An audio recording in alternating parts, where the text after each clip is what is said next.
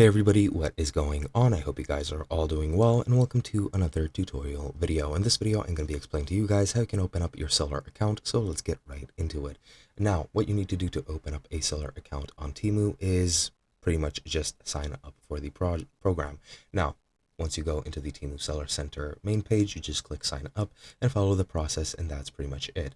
Now, I won't be guiding you through the process since it does require posting your documentation, your certificates, and your IDs, which will take some time to verify, and I don't want to post my personal documents on the internet. But yeah, you just click sign up and follow the process. Now, what you need to do to become a seller is follow this process here. You need to enter your business information or your individual information, depending on if you're registering as a business or as an individual seller. For businesses, you can open up an account for corporations, partnerships, and sole proprietorships, and you also have the option for individual sellers, as I've mentioned. And then you need to provide your seller information, which includes certificate types, addresses, seller names, personal names, citizenship, date of birth, etc., etc. Then you just need to set up your Temu store by adding the name, logo, and contact information of your store, and then you just wait for the verification process to come to an end, and then you can start selling on Temu. Now, the documentation that you need for individual applicants is your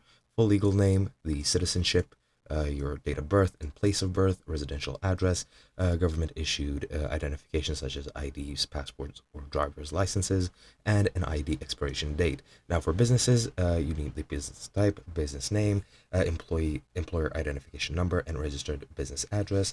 And for beneficial owners, legal representatives, or executives of companies, you need legal names, citizenships, date of birth, residential addresses, government issued ID, and ID expiration date. Pretty much everything as the individual applicant except for the place of birth. And that is pretty much all you need to do to open up your seller account. That's pretty much all there is to it. Very easy, very simple. Hope you guys enjoyed, and I'll be seeing you guys in another video.